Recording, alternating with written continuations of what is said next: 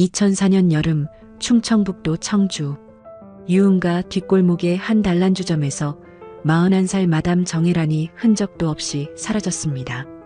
다음 주에 아들과 새 삶을 시작하기로 되어 있던 여자였습니다. 지갑도 신분증도 그대로 두고 그녀는 그 밤 이후 어디에서도 발견되지 않았습니다. 휴대전화도 그날 새벽 이후로 영영 꺼졌습니다. CCTV가 흔치 않던 시절 경찰은 단순 잠적으로 결론지었고 파일은 서랍 안쪽으로 밀려났습니다. 그러나 3년 뒤 한 팟캐스트 진행자가 이 사건을 다시 파헤치기 시작하면서 낯선 이름 3글자가 수면 위로 떠오릅니다. 매일 밤 10시 47분 3년 동안 단 하루도 빠지지 않고 같은 자리에 앉았던 남자. 종업원들이 시계 아저씨라 부르던 그 손님. 과연 그 남자는 누구였을까요? 4년 뒤 발견된 그 누구도 상상하지 못했던 정혜란의 모습. 그날의 이야기 시작합니다. 2004년 여름 충청북도 청주는 유난히 더웠습니다. 낮에는 아스팔트에서 아지랑이가 피어올랐고 밤이 되어도 열기가 쉽게 가시지 않았죠. 특히 흥덕구 가경동 일대는 낮과 밤의 얼굴이 완전히 다른 동네였습니다. 낮에는 인쇄소와 작은 공장들이 종일 돌아가고 해가 지면 골목마다 유흥가 간판이 하나둘 켜졌습니다. 가경동 뒷골목 안쪽 낡은 4층 상가 건물 1층에 단란주점 하나가 있었습니다. 이름은 보름달. 동네 사람들은 그냥 노란달집이라고 불렀죠. 가게 안은 그리 넓지 않았습니다. 카운터 하나 그리고 좁은 복도를 따라 방이 4개. 가장 안쪽 4번 룸 옆에는 손님이 잠깐 앉아 기다릴 수 있는 낡은 가죽 소파가 하나 놓여 있었습니다. 거기서 마담으로 일하던 여자가 있었습니다. 이름은 정혜란, 그의 41살이었습니다. 그날 2004년 7월 21일 수요일도 평소와 다르지 않게 시작됐습니다. 아침 6시 반에 일어나 아들 도윤이 도시락을 쌌습니다. 계란말이에 소시지 반찬, 그리고 김치 조금. 도윤이 눈을 비비며 식탁에 앉자 정혜란이 웃으며 말했습니다. 도윤아, 오늘 학교 끝나고 학원 가는 거 잊지 마. 도윤이 고개를 끄덕이며 대답했죠. 엄마, 저녁에 김밥 먹어도 돼요? 정혜란이 아들 머리를 한번 쓰다듬고 말했습니다. 엄마 나갈 때 냉장고에 김밥 재료 꺼내 놓을 테니까 이모한테 전화해서 같이 싸달라고 해. 그게 도윤이 기억하는 그날 아침 엄마와의 대화였습니다. 정혜란은 오후에 진천에 잠깐 다녀왔습니다. 부동산 사장을 만나 계약 날짜를 다음 주 화요일로 잡았죠. 돌아오는 버스 안에서 정혜란은 창밖을 보며 오래 웃었다고 합니다. 그날 저녁 7시 정혜란은 평소와 같이 보름달에 출근했습니다. 사장 진호섭이 카운터에 앉아 신문을 접으며 말했습니다. 혜란아, 오늘 좀 늦었네. 정혜란이 빠르게 옷을 갈아입으며 대답했습니다. 사장님, 진천 좀 다녀왔어요. 죄송해요. 진호섭은 정혜란이 반찬가게 낼 준비를 하는 걸 알고 있었습니다. 그만두겠다는 말은 아직 정식으로 안 했지만 눈치는 채고 있었죠. 진호섭이 신문을 카운터에 툭 내려놓으며 말했습니다. 혜란아, 나 그동안 너한테 함부로 한 적 없다. 그건 알지? 정혜란이 잠깐 손을 멈추고 사장을 바라봤습니다. 그리고 조용히 대답했습니다. 알아요, 사장님. 저도 그동안 감사했어요. 진호섭은 더 묻지 않았고 정혜란도 더 말하지 않았죠. 그날 밤은 손님이 그렇게 많지 않았습니다. 저녁 8시 반쯤 근처 인쇄소 사장 일행이 들어와 이번 룸에 앉았고 9시 조금 넘어 낯익은 손님 2명이 3번 룸으로 들어갔습니다. 그리고 밤 10시 47분 어김없이 그 손님이 들어왔습니다. 카운터를 지나 4번 룸 옆 낡은 가죽 소파에 앉았죠. 동료 접객원 오미정이 유리잔을 닦다가 옆에 있던 후배 종업원에게 낮은 목소리로 말했습니다. 저 아저씨 또 왔네. 오늘도 딱 47분에 왔어. 후배 종업원이 킥킥 웃으며 대답했습니다. 언니, 저 아저씨는 시계예요, 시계. 어쩜 저렇게 매일 똑같이 와요? 그 손님은 40대 후반쯤 되어 보이는 남자였습니다. 키는 보통, 체격도 보통, 옷차림도 늘 비슷했습니다. 여름에는 반팔 셔츠에 회색 면바지, 겨울에는 짙은 색 점퍼. 매일 밤 10시 47분에 들어와 항상 같은 소파에 앉고 항상 화이트 맥주 2병을 시켰습니다. 그리고 2시간쯤 지나면 조용히 계산하고 나갔습니다. 종업원들은 그 손님을 그냥 시계 아저씨라고 불렀습니다. 이름은 아무도 몰랐죠. 정혜란도 그 손님한테 특별히 살가운 편은 아니었습니다. 인사만 받아주고 맥주만 내주고 잔소리도 아양도 없었습니다. 그런데 그 손님은 3년 가까이 하루도 빠지지 않고 그 자리에 왔습니다. 그날 밤도 마찬가지였습니다. 시계 아저씨는 소파에 앉아 맥주 2병을 천천히 비웠습니다. 그런데 평소랑 다른 게 하나 있었습니다. 2시간이 지나도 일어나지 않았습니다. 밤 12시가 넘어 다른 손님들이 하나둘 빠져나가는데도 그 자리에 그대로 앉아 있었죠. 오미정이 이상하다는 표정으로 카운터 쪽을 흘낏 봤습니다. 정혜라는 카운터 옆에서 잔을 정리하고 있었는데 시계 아저씨가 앉은 방향은 한 번도 쳐다보지 않았습니다. 새벽 1시가 조금 넘자 마지막 손님까지 다 나갔습니다. 가게 안에는 정혜란, 진우섭, 오미정, 그리고 시계 아저씨만 남았죠. 진우섭이 카운터에서 계산기를 두드리다 하품을 하며 말했습니다. 오늘은 여기까지 하자. 미정아, 너 먼저 들어가. 오미정이 가방을 챙기며 정혜란 쪽을 봤습니다. 혜란 언니, 저 먼저 들어갈게요. 언니는요? 정혜란이 걸레를 접으며 대답했습니다. 나는 마무리 조금만 하고 갈게. 조심해서 가. 오미정은 시계 아저씨 쪽을 한번 힐끗 보고 나갔습니다. 문이 닫히는 소리가 들렸죠. 진우섭도 잠시 뒤 카운터를 정리하고 자리에서 일어났습니다. 가게 열쇠를 정혜란에게 건네며 말했습니다. 혜란아, 뒷문 잘 잠그고 나와라. 정혜란이 열쇠를 받으며 고개를 끄덕였습니다. 네, 사장님. 들어가세요. 새벽 1시 20분 진우섭이 나갔습니다. 가게 안에는 정혜란과 시계 아저씨 단둘이 남았습니다. 무슨 이야기가 오갔는지 그날 밤 아무도 보지 못했습니다. 다만 새벽 2시 조금 넘어 옆 건물 편의점에서 야간 근무를 하던 아르바이트생이 뭔가를 봤다고 나중에 증언했습니다. 보름달 뒷문 쪽 골목에서 여자 목소리가 짧게 들렸다는 겁니다. 무슨 말인지는 알아듣지 못했지만 뭔가 놀란 듯한 목소리였다고 했죠. 그게 전부였고 그날 밤 정혜란은 집으로 돌아가지 못했습니다. 다음 날 아침 7시 정혜란의 아들 도윤은 알람 소리에 눈을 떴습니다. 옆자리에 엄마가 없는 걸 깨닫고 거실로 나갔죠. 엄마 정혜란의 방문도 열린 채로 비어 있었습니다. 도윤은 그때 이제 10살이었습니다. 혼자 시리얼을 부어 먹고 어제 엄마가 꺼내놓은 김밥 재료를 냉장고에서 확인하고 학교에 갔습니다. 가방을 메면서 도윤이 혼잣말로 중얼거렸습니다. 엄마, 오늘 일찍 나갔나?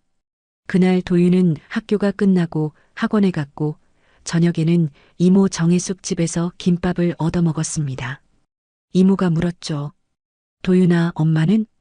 도윤이 김밥을 씹으며 대답했습니다. 이모, 엄마 오늘 일찍 나간 것 같아요. 어제 안 들어온 것 같기도 하고. 정혜숙이 그 순간 젓가락을 잠깐 멈췄습니다. 언니가 밤새 안 들어오는 일은 지금까지 한 번도 없었습니다. 어떤 일이 있어도 새벽에는 꼭 집에 들어와 아들 옆에 눕는 사람이었죠. 정혜숙이 언니한테 전화를 걸었지만 받지 않았습니다. 1시간 뒤에 다시 걸자 이번엔 전원이 꺼져 있다는 안내음이 나왔습니다. 언니, 전화 좀 받아 제발. 정혜숙은 조카 앞에서 불안한 내색하지 않았습니다. 김밥을 먹이고 씻겨서 재우고 새벽까지 혼자 앉아 언니 번호를 계속 눌렀습니다. 그렇게 전화기 화면에는 아무 응답 없이 자정을 넘긴 시간만 흘러가고 있었습니다. 정혜숙이 언니 집을 찾아간 건 다음 날 아침이었습니다.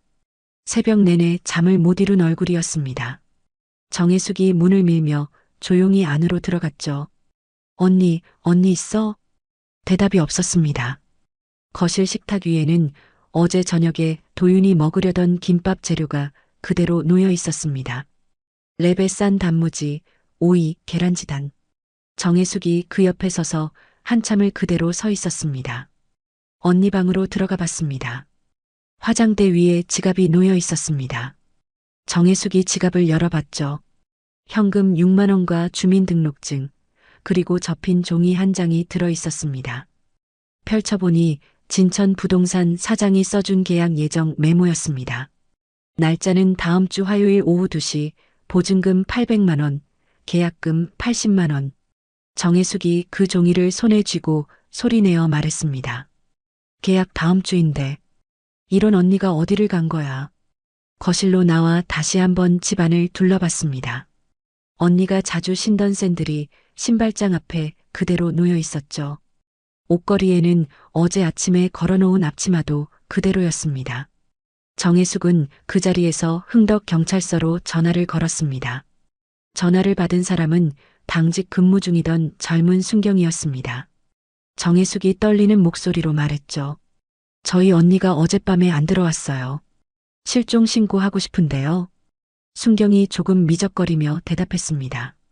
선생님, 성인 실종은 24시간 지나야 접수가 되고요. 자발적 가출 가능성도 봐야 해서요.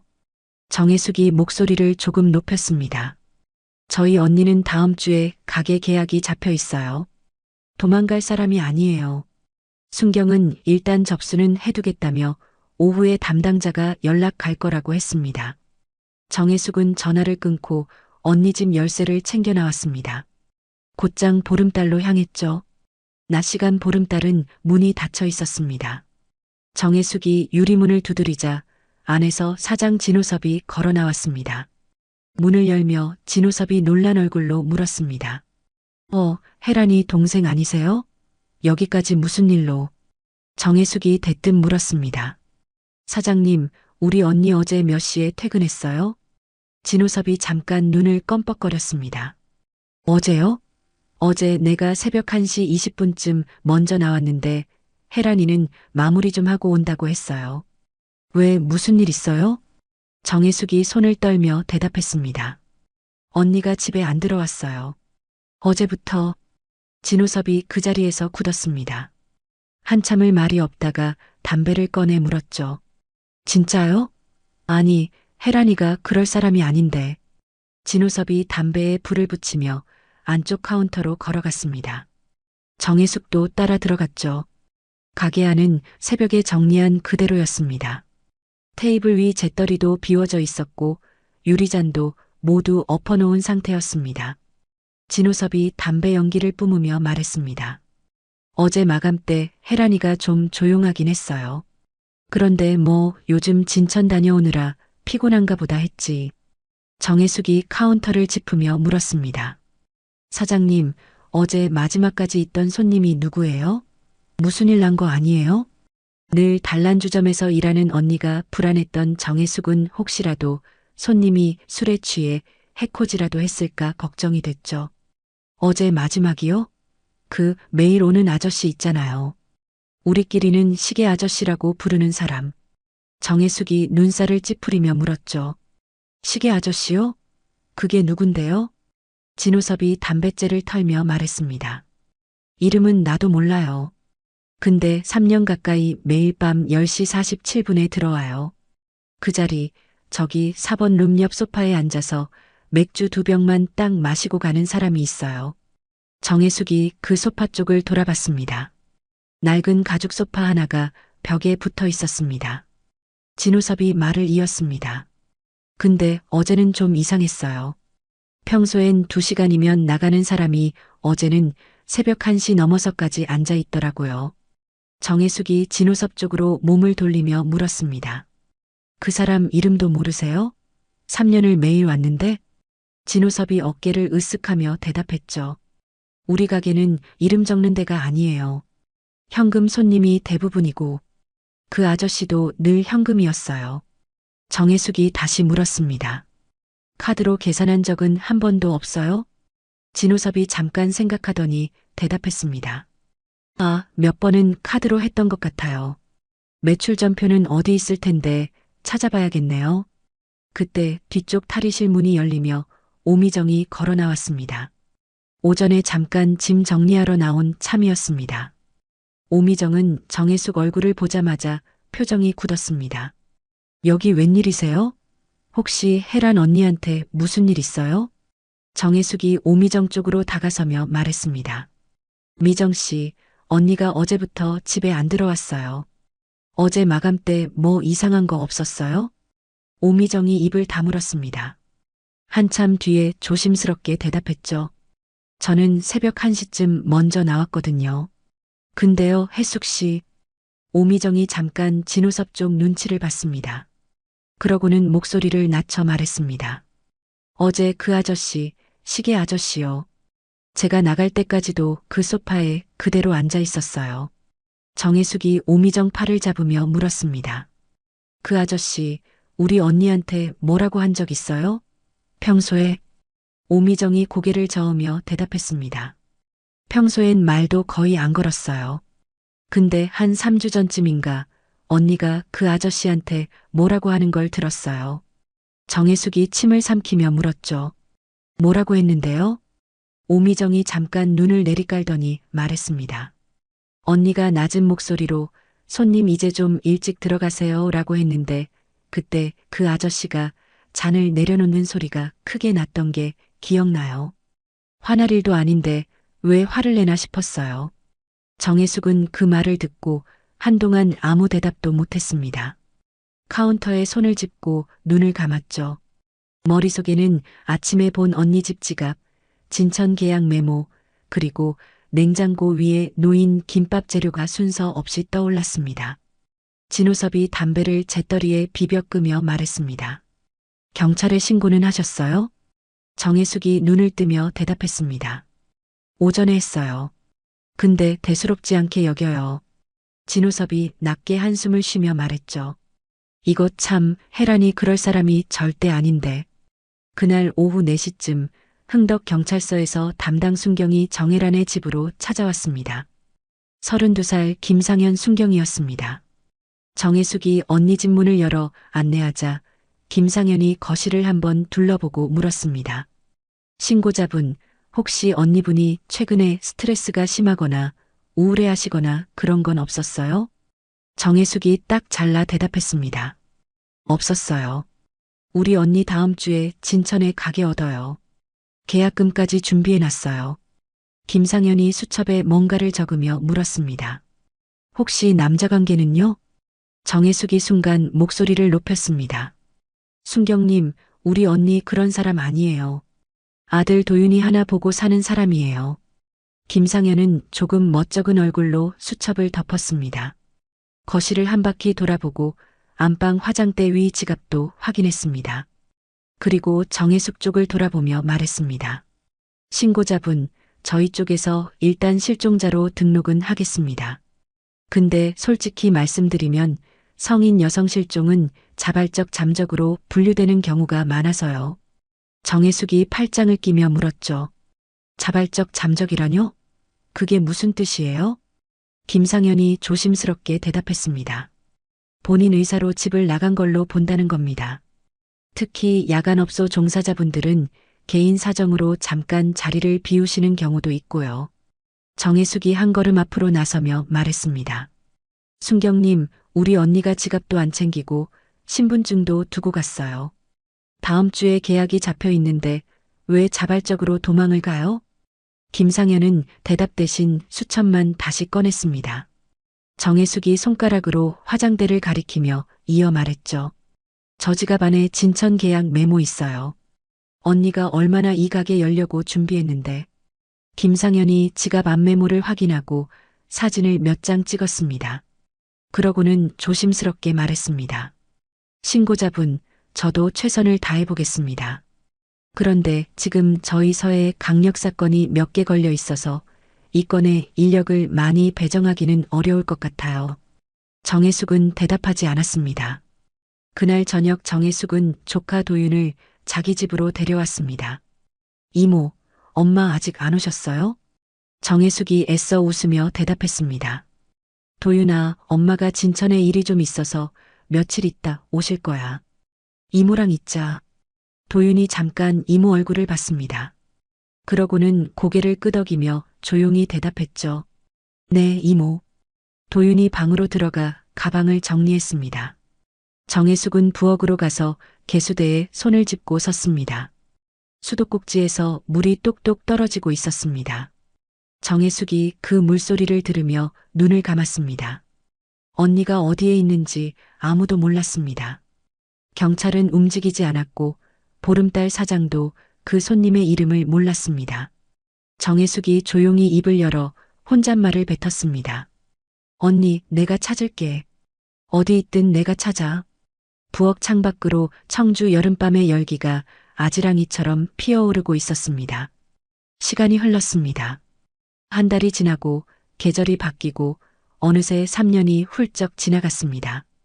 2007년 가을이 되었을 때 정혜란 실종 사건은 그 어디에서도 이야기되지 않는 사건이 되어 있었습니다. 경찰 기록에는 여전히 실종자로 남아 있었지만 담당자는 2번 바뀌었고 파일은 점점 서랍 안쪽으로 밀려났습니다. 정혜숙은 그동안 가경동 언니 집을 정리하고 조카 도윤을 자기 집으로 데려와 함께 살고 있었습니다. 도윤은 그의 중학교 1학년이 되었습니다. 키가 훌쩍 커서 이모 어깨를 넘겼죠. 정혜숙은 낮에는 미용실을 운영했습니다. 청주 시내 성안길 뒷골목에 있는 작은 미용실이었습니다. 간판 이름은 언니야 미용실. 정혜숙이 언니를 그리워하며 붙인 이름이었습니다. 동네 아주머니들이 단골이었고 파마 한 번에 3만 5천 원짜리 작은 가게였죠. 그날 아침 정혜숙은 평소처럼 미용실 문을 열고 청소를 하고 있었습니다. 우체통에서 편지 몇 통을 꺼내 카운터에 놓았죠. 전기요금 고지서, 광고 전단지, 그리고 낯선 봉투 하나가 섞여 있었습니다. 봉투 앞면에는 이렇게 적혀 있었습니다. 언니야 미용실 정혜숙 사장님께. 정혜숙이 봉투를 뒤집어 봤습니다. 발신자는 없었고 소임만 청주 우체국이었습니다. 정혜숙이 미간을 좁히며 중얼거렸습니다. 오래된 서랍? 뭐지? 봉투를 열어보니 안에는 명함 한 장이 들어 있었습니다. 명함에는 오래된 서랍, 지역 미제 사건 팟캐스트, 진행 문상혁이라고 적혀 있었죠. 그 밑에 손글씨로 짧은 메모가 붙어 있었습니다. 혹시 이 사건을 아직 기억하시는 분이 계시면 언제든 연락 주세요. 정혜숙은 그 명함을 한동안 들여다봤습니다. 명함이 왜 자기 미용실 우체통에 들어있는지 알 수 없었습니다. 그때 미용실 문이 열리며 단골 아주머니 한 분이 들어왔습니다. 이름은 강복순, 62살이었습니다. 강복순이 손 부채질을 하며 말했습니다. 혜숙아, 오늘 파마 좀 해줘. 머리가 자꾸 눌리네. 정혜숙이 명함을 카운터 서랍에 넣으며 대답했습니다. 복순 언니 앉으세요. 물부터 드릴게요. 강복순이 자리에 앉으며 카운터 쪽을 힐끗 봤습니다. 정혜숙이 아직 뭔가에 정신이 팔려 있는 게 보였죠. 강복순이 물었습니다. 혜숙아, 무슨 일 있어? 얼굴이 안 좋아. 정혜숙이 미용 가운을 강복순 어깨에 두르며 대답했습니다. 언니, 아까 우체통에 이상한 명함이 하나 들어와 있었어요. 팟캐스트 하는 사람이래요. 강복순이 눈을 반짝이며 말했습니다. 팟캐스트? 그 요즘 젊은 사람들 라디오 같은 거? 그런 걸 왜 너한테 보내? 정혜숙이 손을 멈추며 낮은 목소리로 대답했죠. 미제 사건 다루는 방송이래요. 우리 언니 사건 때문일까요? 강복순이 잠깐 말이 없었습니다. 거울 너머로 정혜숙 얼굴을 조용히 바라봤습니다. 그러고는 부드럽게 말했습니다. 혜숙아, 언니 그 일 아직도 마음에 담고 있지? 정혜숙이 대답 대신 빗을 집어 강복순 머리에 댔습니다. 한참 뒤에야 조용히 입을 열었죠. 복순 언니 3년 지났는데도 저는 언니가 그냥 지금이라도 문 열고 들어올 것 같아요. 강복순이 거울 속에서 정혜숙 손을 잠깐 잡았습니다. 혜숙아 만나봐. 그 팟캐스트 하는 사람. 방송이 뭐든 언니 이야기 들어주는 사람이 하나라도 더 있으면 좋은 거야. 정혜숙은 그날 저녁 강복순 파마를 마치고 가게 문을 닫은 뒤 그 명함을 다시 꺼냈습니다. 명함 뒷면에는 휴대전화 번호가 적혀 있었습니다. 정혜숙은 한참을 망설이다 번호를 눌렀습니다. 두 번쯤 신호가 가고 낮은 남자 목소리가 들렸습니다. 네, 문상혁입니다. 정혜숙이 조심스럽게 대답했습니다. 저 혹시 오래된 서랍하시는 분 맞나요? 문상혁이 잠깐 뜸을 들이더니 대답했습니다. 네, 맞습니다. 실례지만 어떻게 알고 연락 주셨어요? 정혜숙이 침을 삼키고 말했죠. 저희 미용실 우체통에 명함이 하나 들어와 있었어요. 근데요, 저희 언니가 3년 전에 사라졌는데 혹시 그 사건 때문에 저한테 명함을 두고 가신 건가요? 전화기 너머 잠깐 침묵이 흘렀습니다. 문상혁이 조심스럽게 말했습니다. 이렇게 불러도 될까요? 사실 저희 청취자 중에 청주 흥덕구 쪽에서 오래된 사건 하나가 아직도 마음에 남는다는 제보를 보낸 분이 계셨습니다. 그분이 언니야 미용실 이야기를 하시면서 사장님이 실종자 가족이라는 말씀을 남기셨어요. 정혜숙이 카운터에 팔꿈치를 짚으며 물었습니다. 그분이 누군데요? 문상혁이 대답했습니다. 제보자 신원은 알려드릴 수 없어요. 다만 그 제보를 받고 저희가 조심스럽게 사건 개요만 좀 알아봤습니다. 2004년 7월 21일 청주 흥덕구 가경동 단란주점 마담. 맞습니까? 정혜숙이 눈을 감았습니다. 3년 만에 처음으로 자기가 아닌 다른 사람 입에서 언니 사건 이야기가 나왔습니다. 정혜숙이 낮은 목소리로 대답했습니다. 맞아요. 우리 언니예요. 문상혁이 잠깐 뒤에 조심스럽게 말했습니다. 저희가 방송으로 다루기 전에요. 먼저 직접 뵙고 이야기를 좀 듣고 싶습니다. 저희는 확인 안 된 내용은 절대 방송에 안 올립니다. 그리고 유족 동의 없이는 한 문장도 내보내지 않아요. 정혜숙이 그 말을 듣고 잠깐 눈물을 참았습니다. 3년 동안 아무도 언니 이야기를 이렇게 정중하게 물어봐 준 사람이 없었습니다. 경찰도 이웃도 심지어 친척들도 다들 슬쩍 시선을 피했죠. 정혜숙이 목소리를 가다듬고 말했습니다. 문 PD님, 언제 시간 되세요? 문상혁이 대답했습니다. 혜숙 씨가 편하신 시간에 맞추겠습니다. 미용실로 가는 게 나을까요? 아니면 밖에서 뵙는 게 편하실까요? 정혜숙이 잠깐 생각하다 대답했죠. 미용실이 편해요. 손님 없는 시간에요. 내일 오후 3시쯤 오실 수 있어요? 문상혁이 대답했습니다. 내일 오후 3시, 언니야 미용실. 알겠습니다. 뵙겠습니다. 전화가 끊긴 뒤에도 정혜숙은 한참 동안 수화기를 놓지 못했습니다. 카운터 서랍을 열어 언니 지갑을 꺼냈습니다. 3년 전 언니 집에서 챙겨온 지갑이었죠. 지갑 안에는 그때 그대로 진천 계약 메모가 접혀 있었습니다. 종이색이 조금 누렇게 변해 있었지만 글씨는 또렷했습니다. 정혜숙이 그 종이를 손으로 쓸며 중얼거렸습니다. 언니, 이제라도 누가 언니 이야기를 들어주려고 해. 다음 날 오후 3시가 되기 조금 전 미용실 문이 열렸습니다. 키가 큰 남자 한 명이 들어왔습니다. 37세 문상혁이었습니다. 검은 뿔테 안경을 쓰고 회색 셔츠에 짙은 색 청바지 차림이었죠. 손에는 작은 녹음기와 수첩을 들고 있었습니다. 문상혁이 문 앞에서 조심스럽게 물었습니다. 실례합니다. 혹시 혜숙 씨 되시나요? 정혜숙이 손에 든 빗을 내려놓으며 대답했습니다. 네, 제가 정혜숙이에요. 문 PD님이시죠? 문상혁이 고개를 살짝 숙이며 인사했습니다. 네, 처음 뵙겠습니다. 문상혁입니다. 정혜숙이 카운터 앞 손님용 의자를 가리키며 말했죠. 이쪽에 앉으세요. 커피 드릴까요? 문상혁이 자리에 앉으며 대답했습니다. 물이면 됩니다. 신경 안 쓰셔도 돼요. 정혜숙이 종이컵에 정수기 물을 받아 건넸습니다. 문상혁이 물을 한 모금 마시고 녹음기를 카운터 위에 올려놓았습니다. 그러고는 조심스럽게 말했습니다.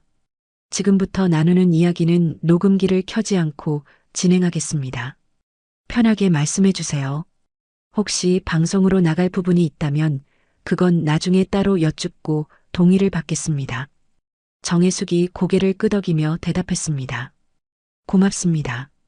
이렇게까지 신경 써주셔서요. 문상혁이 수첩을 펼치며 물었습니다. 언니분 성함이 정혜란 씨 맞으시죠? 그리고 2004년 7월 21일 밤에 마지막으로 목격되신 게 보름달이라는 단란주점이고요. 정혜숙이 대답했습니다. 네, 맞아요. 새벽 1시 20분에 사장님이 먼저 나오고 언니는 마무리한다고 남았다고 해요. 그게 마지막이에요. 문상혁이 수첩에 뭔가를 적으며 다시 물었습니다. 언니분이 그날 이후로 아무 흔적도 안 남기셨나요? 은행 기록이나 휴대전화 사용이나요? 정혜숙이 한숨을 쉬며 대답했습니다. 휴대전화는 그날 밤 이후로 계속 꺼져 있어요. 통장도 그날 이후 입출금이 없어요.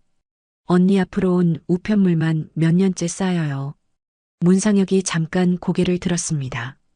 정혜숙 눈이 조금 붉어져 있었죠. 문상혁이 잠깐 수첩을 덮으며 부드럽게 말했습니다. 힘드시면 잠깐 쉬셨다 하셔도 됩니다. 정혜숙이 고개를 저으며 대답했습니다. 괜찮아요. 3년을 참았어요. 이 정도는요. 문상혁이 다시 수첩을 펼치며 조심스럽게 물었죠. 혹시 그날 밤 보름달에 언니분과 마지막까지 함께 있었던 손님에 대해 들으신 게 있으신가요? 정혜숙이 잠깐 눈을 감았다 뜨며 대답했습니다. 사장님이 그러시더라고요. 매일 밤 10시 47분에 오는 손님이 있었대요. 3년을 하루도 안 빠지고요.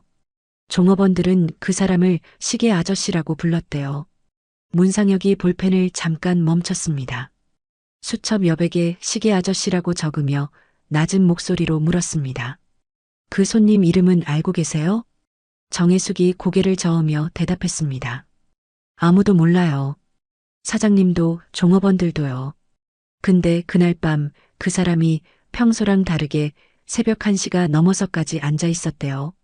문상혁이 수첩을 톡톡 두드리며 말했습니다. 이거 하나 여쭤봐도 될까요? 그 사장님 지금은 어디 계시나요? 정혜숙이 대답했습니다. 보름달은 재작년에 문 닫았어요. 재개발 이야기가 나오면서요. 사장님은 지금 청주 시내에서 작은 편의점 하신다고 들었어요. 문상혁이 조용히 고개를 끄덕였습니다. 수첩에 뭔가를 몇 줄 더 적고 물을 한 모금 마셨습니다. 그러고는 정혜숙 눈을 똑바로 보며 말했습니다. 저는 이 사건을 방송으로 급하게 내보낼 생각이 없습니다. 방송 하나가 사람 목숨보다 중요하진 않으니까요. 저는 우선 그 시계 아저씨라는 사람이 누구인지 확인하고 싶습니다. 그 다음에 뭘 할지 다시 상의드리겠습니다. 정혜숙이 그 말을 듣고 잠깐 카운터 위 언니 지갑을 내려다봤습니다. 3년 만에 처음으로 언니를 위한 문이 하나 열리는 기분이 들었습니다. 정혜숙이 조용히 대답했습니다. 부탁드릴게요. 우리 언니 어디 있는지 저는 아직도 몰라요. 문상혁이 수첩을 덮으며 대답했습니다. 시간이 좀 걸릴 수 있습니다. 그리고 확답도 못 드립니다. 그런데 하나는 약속드릴 수 있어요. 저는 중간에 그만두지 않습니다. 미용실 창밖으로 청주의 가을 햇살이 비스듬히 들어오고 있었습니다. 카운터 위에서 문상혁의 볼펜이 수첩 여백에 시계 아저씨라는 네 글자를 다시 한번 크게 눌러 적었습니다. 문상혁이 미용실을 나오면서 가장 먼저 확인한 건 보름달 사장 진호섭의 행방이었습니다. 문상혁은 며칠에 걸쳐 편의점 주변을 오갔습니다. 진호섭에게 곧바로 사건 이야기를 꺼내기가 조심스러웠기 때문이었죠. 그가 마음을 정하고 진호섭에게 말을 붙인 건 네 번째 방문하던 날 오후 4시 반이었습니다. 진호섭이 카운터 뒤에서 신문을 접고 있었죠. 문상혁이 음료수 하나를 집어 카운터에 올려놓으며 말했습니다. 사장님, 봉투는 됐고요. 이거 하나만 주세요. 진호섭이 바코드를 찍으며 대답했습니다. 1,500원입니다. 문상혁이 현금을 건네고 카운터에 잠깐 팔꿈치를 짚으며 물었습니다. 사장님, 여기 편의점 하신 지 얼마나 되셨어요? 진우섭이 힐끗 쳐다보며 대답했습니다. 2년 좀 넘었어요. 왜요? 문상혁이 부드럽게 웃으며 말했죠. 제가 예전에 가경동 쪽에서 일했는데요. 사장님 얼굴이 낯이 익어서요. 혹시 그쪽에서 가게 하신 적 있으세요? 진우섭이 손을 잠깐 멈췄습니다. 담배를 꺼내 카운터에 올려놓으며 짧게 대답했죠. 했었죠. 지금은 안 해요. 문상혁이 조심스럽게 말을 이었습니다. 사장님, 저 이런 말씀드리기 좀 뭐한데요. 저 팟캐스트 하는 사람입니다. 이름은 문상혁이고요. 사장님한테 잠깐 여쭤보고 싶은 게 있어서 사흘째 왔다 갔다 했어요. 진우섭이 손에 든 담배를 카운터에 내려놓았습니다. 한참을 문상혁 얼굴을 보다가 낮게 물었습니다. 뭐 물어보고 싶은데요? 문상혁이 물러서지 않고 대답했습니다. 보름달, 그때 마담이었던 정혜란 씨 사건이요. 사장님이 마지막으로 뵌 분이시잖아요. 진우섭이 그 이름을 듣자 표정이 굳었습니다. 카운터 밑에서 담뱃갑을 다시 집어들었죠. 손님, 그 얘기는 3년 전에 경찰한테 다 했어요. 나한테 뭐 더 나올 거 없어요. 문상혁이 물러나지 않고 부드럽게 말했습니다.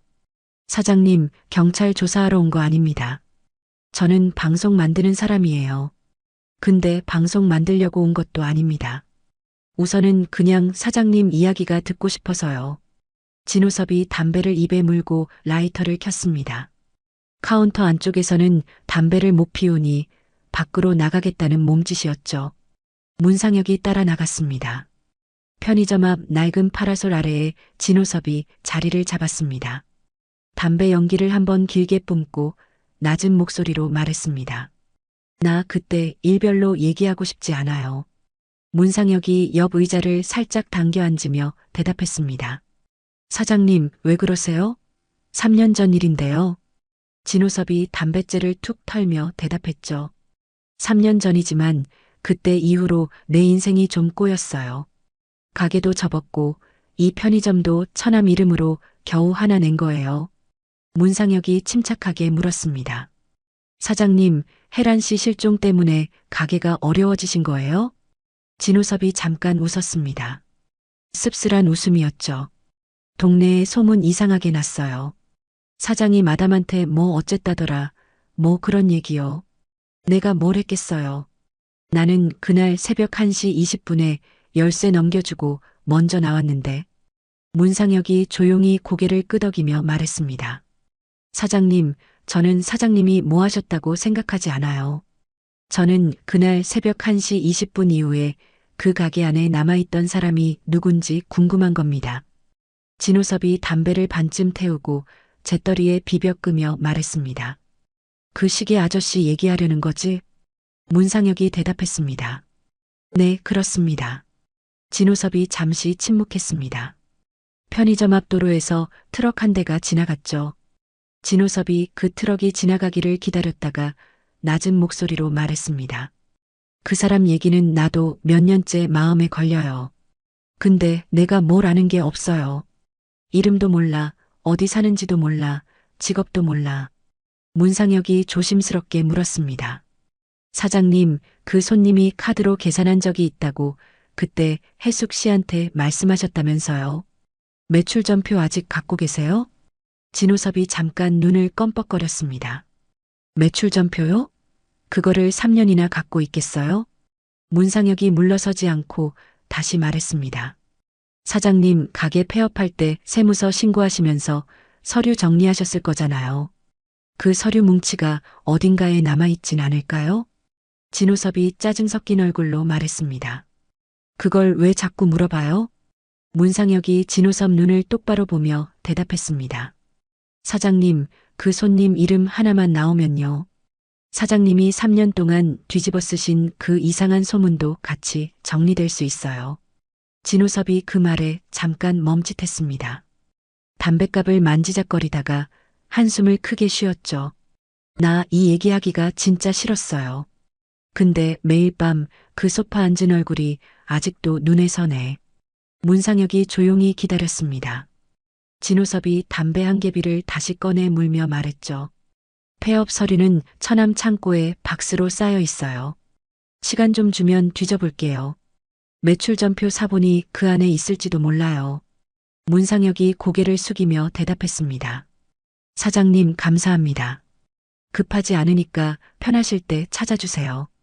진우섭이 담배에 불을 붙이며 마지막으로 한마디 덧붙였습니다.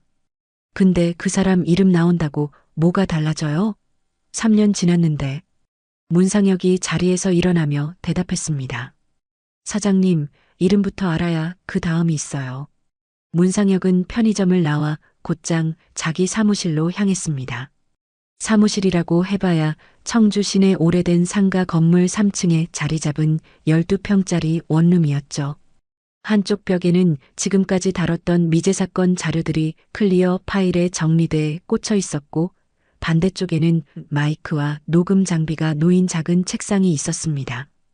문상혁은 책상에 앉아 새 파일을 하나 꺼냈습니다. 파일 표지에 굵은 글씨로 이렇게 적었습니다. 2004년 청주 정혜란. 그 밑에 작은 글씨로 하나 더 적었죠. 시계 아저씨. 문상혁은 그날 저녁 정혜숙에게 전화를 걸었습니다. 저 오늘 진우섭 사장 만나고 왔습니다. 정혜숙이 조심스럽게 물었습니다. 뭐라고 하시던가요? 문상혁이 대답했습니다. 매출 전표 찾아보시겠다고 하셨어요. 시간이 좀 걸릴 수 있고요. 그리고 한 가지 더 부탁드려도 될까요? 정혜숙이 대답했습니다. 말씀하세요. 문상혁이 조심스럽게 물었습니다. 그때 언니분이랑 같이 일하던 오미정 씨요. 지금 어디 계신지 아세요? 정혜숙이 잠깐 뜸을 들이더니 대답했습니다. 미정 씨는 그 사건 1년 뒤에 이 일 그만두고 지금은 서울에서 미용 관련 일한다고 들었어요. 연락처는 알아요. 문상혁이 대답했습니다. 저 이번 주말에 서울 다녀와도 될까요? 미정 씨한테 저 소개해 주실 수 있을까요? 정혜숙이 잠시 침묵하다가 대답했죠. 제가 먼저 전화해 볼게요. 미정 씨도 그때 힘들었어요. 조심스럽게 여쭤볼게요. 전화가 끊긴 뒤 정혜숙은 미용실 카운터 아래 서랍에서 낡은 수첩을 꺼냈습니다. 3년 전 언니 사건 조사받을 때 관련 인물들 연락처를 하나하나 적어둔 수첩이었죠. 그 수첩을 넘기다 오미정 이름 옆에 적힌 번호를 찾았습니다. 정혜숙은 심호흡을 한 번 하고 전화를 걸었습니다. 두 번쯤 신호가 가고 반가운 목소리가 들려왔습니다. 여보세요? 정혜숙이 대답했습니다. 미정 씨, 저예요. 혜숙이. 전화기 너머 잠깐 정적이 흘렀습니다. 그리고 오미정의 놀란 목소리가 들려왔죠. 혜숙 씨? 진짜 오랜만이네요. 잘 지내세요? 정혜숙이 잠깐 웃으며 대답했습니다. 미정 씨, 저는 그럭저럭요. 도윤이는 중학생 됐어요. 오미정이 놀란 목소리로 말했습니다. 어머, 도윤이가 벌써 중학생이에요? 세월 참 빠르네요. 정혜숙이 조심스럽게 본론을 꺼냈습니다. 미정 씨, 저 오늘 이렇게 전화드린 게 저희 언니 일 때문이에요. 전화기 너머 오미정이 잠깐 말을 잃었습니다. 정혜숙이 이어 말했죠. 미정 씨, 어떤 방송하시는 분이 계세요. 오래된 서랍이라는 팟캐스트 하시는 분인데요. 언니 사건을 정말 조심스럽게 봐주고 계세요. 그분이 미정 씨를 한번 뵙고 싶어 하세요. 오미정이 한참 뒤에 대답했습니다. 저 솔직히 그때 일 다시 떠올리는 게 좀 무서워요. 정혜숙이 조용히 말했습니다. 미정 씨, 저도 알아요. 근데 저는 그때 그 밤에 무슨 일이 있었는지 아직도 몰라요. 미정 씨가 그날 마지막까지 언니 옆에 있었잖아요. 오미정이 조용히 숨을 골랐습니다. 한참 뒤에 낮은 목소리로 대답했죠. 도윤이 얘기 들으니까 마음이 이상해지네요. 그 방송하는 분 만나볼게요. 정혜숙이 눈을 감으며 말했습니다. 미정 씨, 고마워요. 진짜 고마워요. 오미정이 대답했습니다. 근데 하나만요. 저 그날 밤 일단은 기억 안 나요. 3년이 지났잖아요. 세세한 건 저도 헷갈려요. 정혜숙이 조심스럽게 대답했죠. 미정 씨, 기억나는 만큼만 얘기해 주세요. 그거면 돼요. 정혜숙은 전화를 끊고 곧바로 문상혁에게 다시 걸었습니다. 미정 씨가 만나주신대요. 이번 주 토요일 오후에 서울 홍대 쪽에서요. 문상혁이 잠깐 놀란 목소리로 대답했습니다. 감사합니다. 제가 토요일에 올라가겠습니다. 정혜숙이 잠깐 뜸을 들이더니 물었습니다. 문 PD님, 저도 같이 가도 될까요? 문상혁이 부드럽게 대답했습니다. 오히려 같이 가주시면 저야 감사하죠. 미정 씨가 더 편하게 이야기하실 수 있을 거예요. 전화가 끊긴 뒤 정혜숙은 미용실 문을 잠그고 집으로 향했습니다. 집에 오니 도윤이 식탁에서 숙제를 하고 있었죠. 도윤이 이모를 보고 말했습니다. 이모, 오늘 저녁은 뭐예요? 정혜숙이 가방을 내려놓으며 대답했습니다. 도윤아, 이모가 지금 김치볶음밥 해줄게. 잠깐만 기다려. 도윤이 고개를 끄덕이며 다시 공책으로 눈을 돌렸습니다. 정혜숙이 부엌으로 가면서 조카를 힐끗 봤습니다. 3년 전 10살이던 아이가 이제 이모 어깨를 넘길 만큼 컸습니다. 정혜숙이 프라이팬을 꺼내며 조용히 혼잣말을 했습니다. 언니, 이번엔 정말로 언니 이야기 들어주는 사람이 나타났어. 조금만 더 기다려. 부엌 창밖으로 청주의 가을 저녁이 짙게 내려앉고 있었습니다. 토요일 아침 청주에서 서울로 향하는 고속버스 안이었습니다. 정혜숙은 창가 자리에 앉아 있었습니다. 옆자리에는 문상혁이 서류 봉투를 무릎 위에 올려놓고 앉았죠. 버스가 청주 시내를 벗어나 고속도로에 오르자 문상혁이 조심스럽게 입을 열었습니다. 오늘 미정 씨 만나면요. 제가 먼저 이것저것 여쭤보는 게 부담스러우실 수 있어서요. 혜숙 씨가 편하게 이야기 시작해 주시면 감사할 것 같습니다. 정혜숙이 창밖을 보다가 대답했습니다. 저도 그게 나을 것 같아요. 미정 씨 마음 여는 데는 제가 낫겠죠. 문상혁이 무릎 위 서류 봉투를 살짝 두드리며 말했습니다. 저 이거 하나만 미리 여쭤봐도 될까요? 정혜숙이 문상혁 쪽을 돌아보며 대답했죠. 말씀하세요. 문상혁이 봉투에서 종이 몇 장을 꺼냈습니다. 어제 진호섭 사장님이 저한테 이거 하나 보내주셨어요. 처남 창고에서 폐업 서류 뒤지시다가 나왔다고요. 정혜숙이 그 종이를 받아 살펴봤습니다. 카드 매출전표 사본 대여섯 장이었죠. 가맹점 이름은 보름달, 날짜는 2003년 겨울부터 2004년 봄까지였습니다. 그리고 결제자, 이름 칸에 같은 이름 세 글자가 반복돼 있었습니다. 배동석. 정혜숙이 손이 잠깐 떨렸습니다. 문 PD님, 이 사람이. 문상혁이 대답했습니다. 아직은 이 사람이라고 단정하지 마시고요. 매일 밤 카드로 자주 계산한 손님이라는 것까지만 확인된 겁니다. 그런데 이름 하나가 나온 건 이번이 처음이에요. 정혜숙이 종이 위 이름을 손끝으로 짚으며 말했습니다. 배동석. 이 이름을 우리 언니가 알고 있었을까요? 문상혁이 조심스럽게 대답했죠. 그건 이제부터 확인해야 합니다. 오늘 미정 씨한테는 이 이름을 먼저 말하지 마시고요. 미정 씨 기억에서 자연스럽게 나오는지부터 보시죠.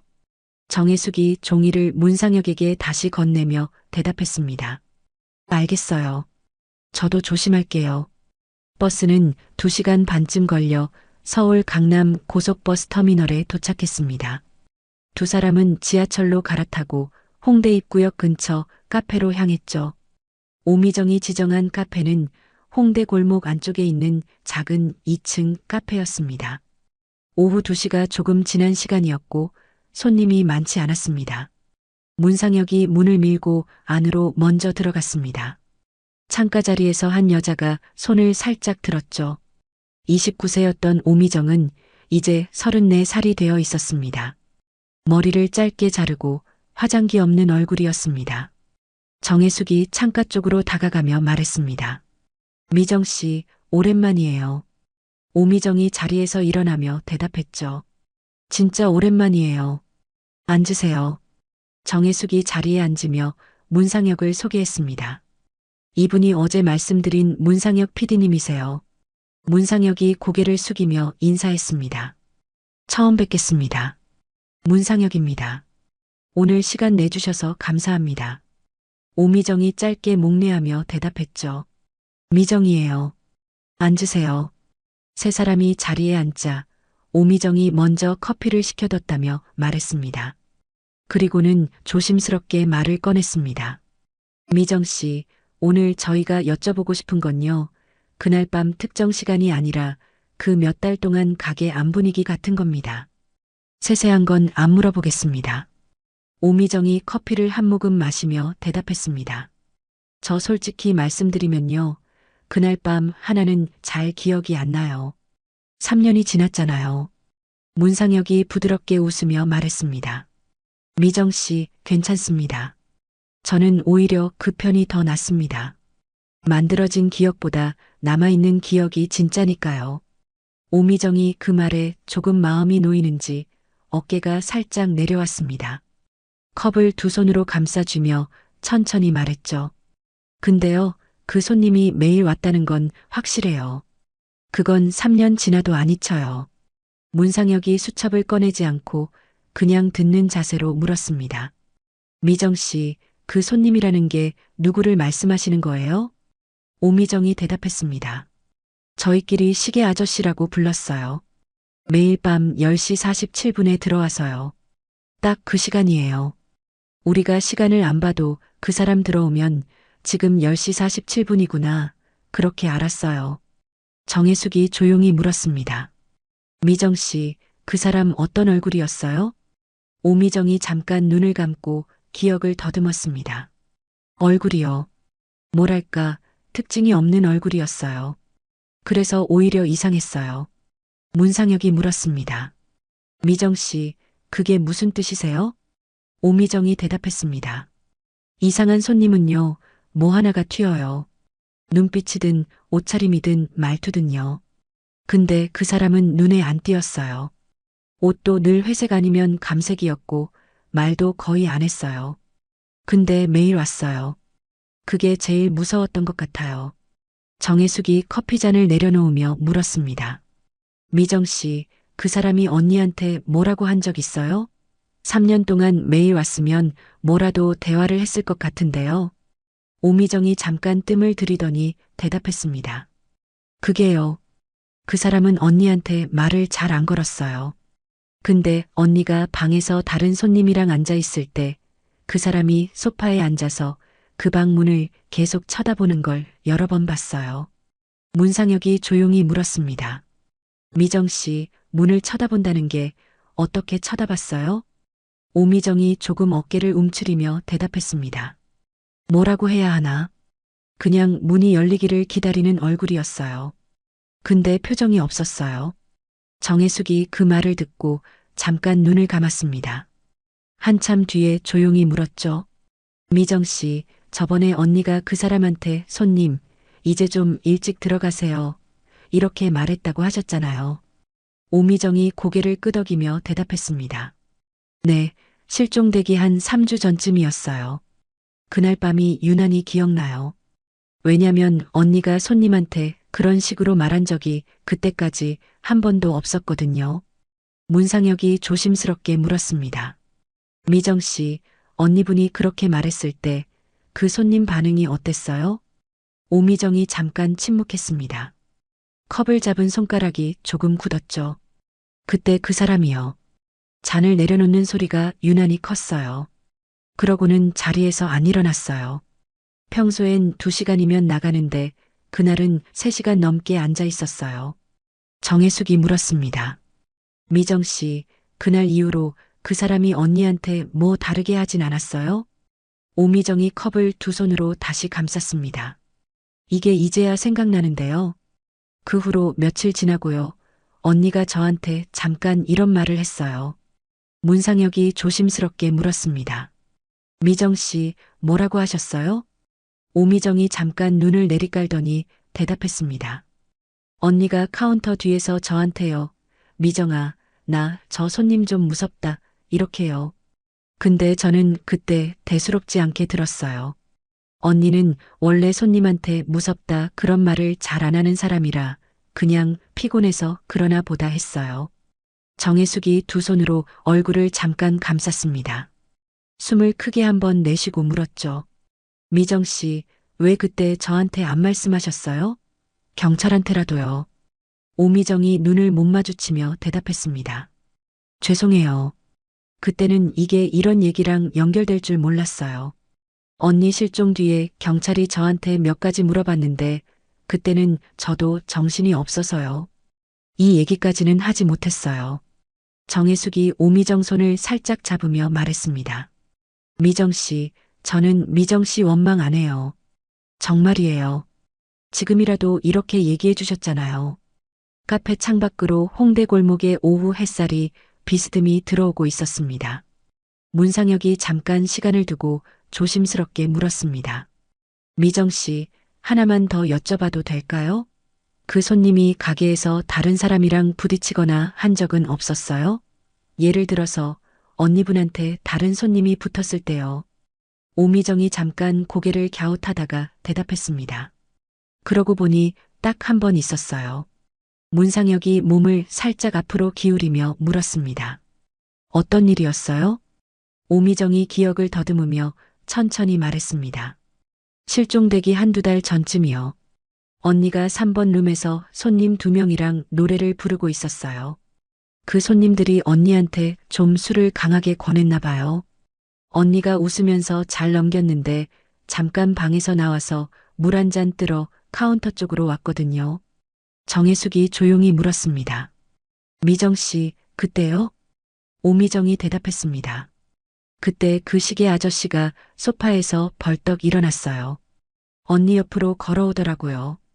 그리고 언니한테 아주 작은 목소리로 뭐라고 한마디 했어요. 언니 얼굴이 그때 그대로 굳었어요. 문상혁이 물었습니다. 미정 씨, 뭐라고 했는지 들으셨어요? 오미정이 고개를 저으며 대답했습니다. 저랑 좀 떨어져 있었어요. 근데 언니가 그 말 듣고 아무 대답 안 하고 물컵을 그대로 두고 다시 방으로 들어갔어요. 그때 처음이었어요. 언니가 물도 안 마시고 방으로 들어간 거요. 문상혁이 조용히 고개를 끄덕였습니다. 수첩을 꺼내지 않고 머릿속에 정리하는 게 눈에 보였죠. 정혜숙이 조심스럽게 물었습니다. 미정 씨, 그 손님이 언니한테 손 뗀 적은 없었죠? 오미정이 대답했습니다. 눈에 보이게 손 뗀 건 한 번도 못 봤어요. 근데요? 정혜숙이 다시 물었습니다. 근데요? 오미정이 커피를 한 모금 마시고 대답했습니다. 그 사람은 손을 대는 손님이 아니라 자리를 지키는 손님이었어요. 매일요. 세 사람은 잠시 아무 말도 하지 않았습니다. 카페 안에서 낮은 재즈 음악만 흐르고 있었죠. 문상혁이 잠시 뒤에 조심스럽게 말했습니다. 미정 씨, 오늘 이야기 정말 감사합니다. 저 하나만 마지막으로 부탁드려도 될까요? 오미정이 대답했습니다. 말씀하세요. 문상혁이 말했습니다. 오늘 저희가 나눈 이야기 중에 방송으로 다룰 부분이 생기면 그때 다시 미정 씨한테 여쭙고 동의받고 진행하겠습니다. 미정 씨가 방송 나가는 게 부담스러우시면 익명 처리도 얼마든지 가능합니다. 오미정이 잠깐 생각하다 대답했습니다. 저도 언니한테 미안한 게 있어요. 언니 사건이 밝혀진다면 이름 나가는 것도 상관없어요. 정혜숙이 오미정을 잠깐 안았습니다. 두 사람의 어깨가 잠시 떨렸죠. 문상혁이 조용히 시선을 창밖으로 돌렸습니다. 카페 계단에서 두 사람이 내려온 건 오후 4시가 넘어서였습니다. 정혜숙과 문상혁은 오미정과 헤어져 지하철역으로 걸었습니다. 정혜숙이 걸으면서 낮은 목소리로 물었습니다. 이제 어떡하실 거예요?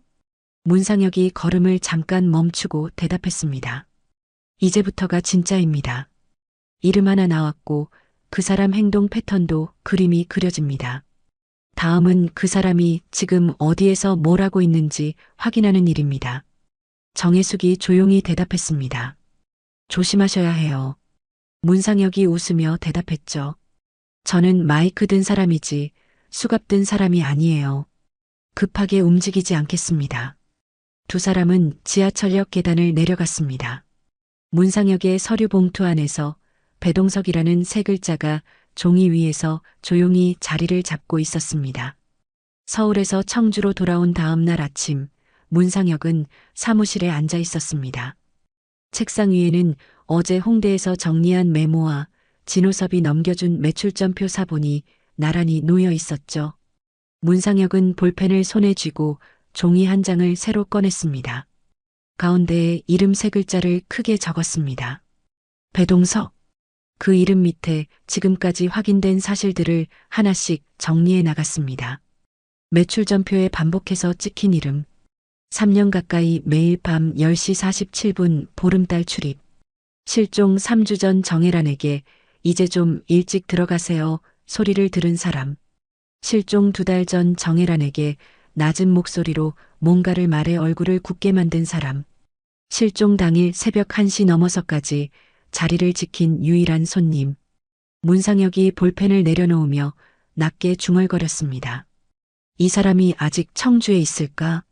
그때 사무실 전화가 울렸습니다. 문상혁이 수화기를 들었죠. 네, 문상혁입니다. 전화 너머에서 진호섭의 목소리가 들려왔습니다. 어제 서울 다녀왔다면서요? 문상혁이 대답했습니다. 네, 사장님. 미정 씨 만나고 왔습니다. 진호섭이 잠깐 뜸을 들이더니 말했습니다. 내가 어제 창고 뒤지다가 하나 더 나온 게 있어요. 그때 가게에 딸려있던 명함 통 같은 게 있어요. 손님들이 두고 간 명함이 몇 장 들어 있어요. 문상혁이 몸을 살짝 앞으로 기울이며 물었습니다. 사장님, 그 안에 혹시 배동석이라는 이름이 있어요? 진호섭이 놀란 목소리로 대답했습니다. 어떻게 알았어요? 문상혁이 대답했습니다. 매출점표에 그 이름이 반복해서 찍혀 있었어요. 진호섭이 한숨을 쉬며 말했습니다. 명함이 딱 한 장 있어요. 배동석. 회사 이름은 대동물류라고 되어 있고요. 청주 상당구 쪽에 사무실이 있는 것 같아요. 문상혁이 볼펜을 다시 잡으며 물었죠. 그 명함 지금 사장님한테 있어요? 진호섭이 대답했습니다. 네, 카운터 및 서랍에 넣어놨어요. 문상혁이 자리에서 일어나며 대답했습니다. 사장님, 제가 지금 그쪽으로 가겠습니다. 30분이면 도착합니다. 문상혁은 서둘러 편의점으로 갔습니다. 카운터에 앉아있던 진호섭이 명함 한 장을 슬쩍 밀어주었습니다. 낡은 명함이었죠. 가장자리가 조금 접혀 있었고 종이 색도 살짝 누렇게 변해 있었습니다. 명함 앞면에는 이렇게 적혀 있었습니다. 대동물류 대표 배동석 청주 상당구 우암동. 전화번호와 팩스번호가 밑에 나란히 인쇄돼 있었습니다. 문상혁이 명함을 조심스럽게 확인하며 물었습니다.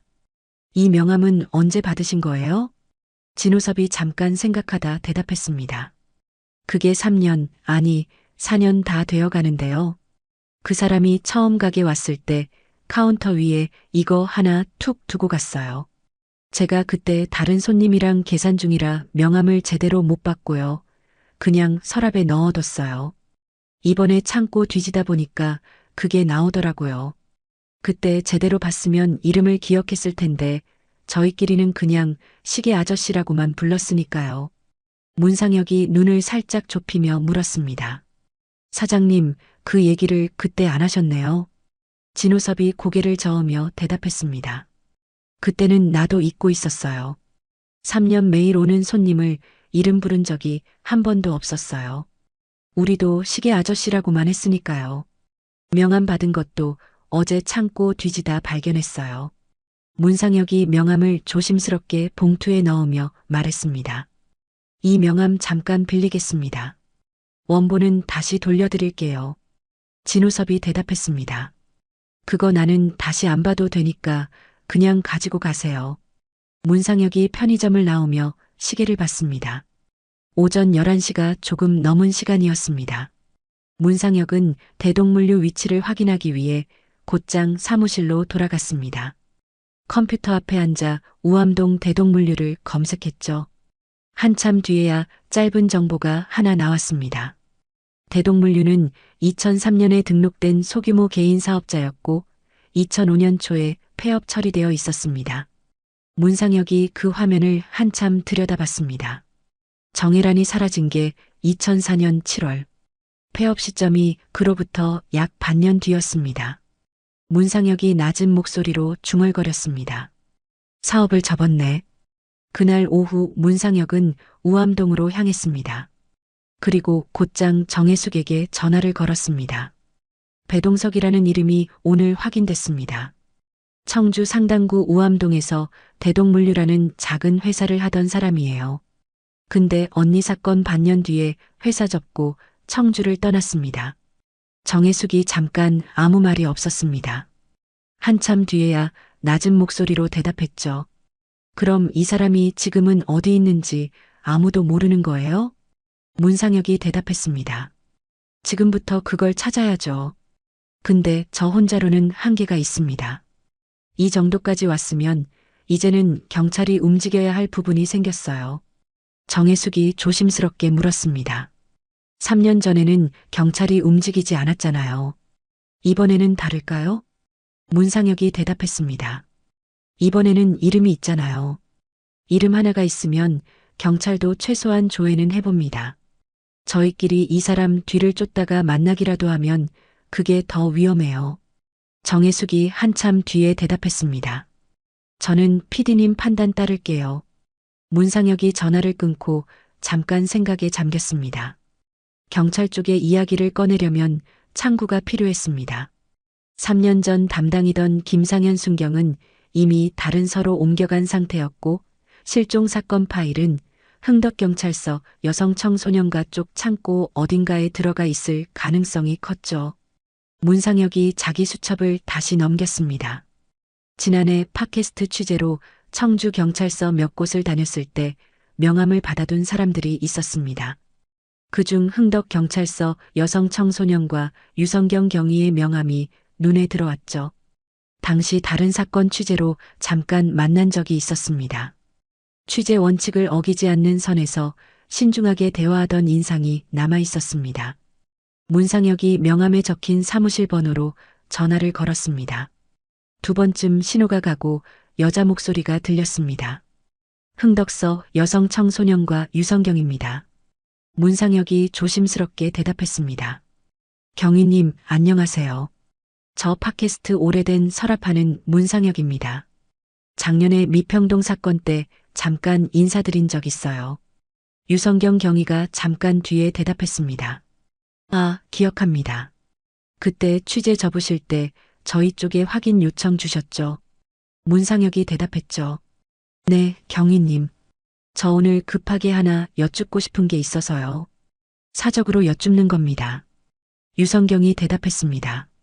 말씀하세요. 문상혁이 잠깐 숨을 고르고 말했습니다. 경위님, 2004년 7월 21일 청주 흥덕구 가경동에서 실종된 여성이 한 명 있습니다. 이름은 정혜란입니다. 그 사건 관련해서 최근에 저희 쪽으로 새로운 이름 하나가 나왔습니다. 배동석이라는 사람입니다. 유성경이 잠깐 침묵했습니다. 한참 뒤에 낮은 목소리로 대답했죠. 이건 전화로 계속할 이야기가 아닌 것 같습니다. 오늘 오후 5시 이후에 시간 되세요? 문상혁이 대답했습니다. 경위님, 저는 언제든 됩니다. 유성경이 대답했습니다. 청주시청 뒤편에 하나로 커피숍이라고 있습니다. 오후 5시 반에 그쪽에서 뵙겠습니다. 오실 때 지금 갖고 계신 자료 다 갖고 오세요. 다만 저한테 자료 넘기실지 말지는 뵙고 결정하시고요. 문상혁이 대답했죠. 경위님, 알겠습니다. 5시 반에 뵙겠습니다. 전화를 끊고 문상혁은 사무실로 돌아가 매출점표 사본과 명함을 한 봉투에 담았습니다. 책상 서랍에서 낡은 A사 파일 하나를 꺼내 그 봉투를 안에 넣었죠. 파일 표지를 잠깐 손으로 쓸었습니다. 2004년 청주 정혜란. 그 밑에 시계 아저씨라고 적어뒀던 글씨 옆에 오늘 새로 세 글자를 덧붙였습니다. 배동석. 시간이 조금 더 흘러 유성경 경위가 배동석 조회에 착수한 지 2달이 넘었지만 뚜렷한 결과는 나오지 않았습니다.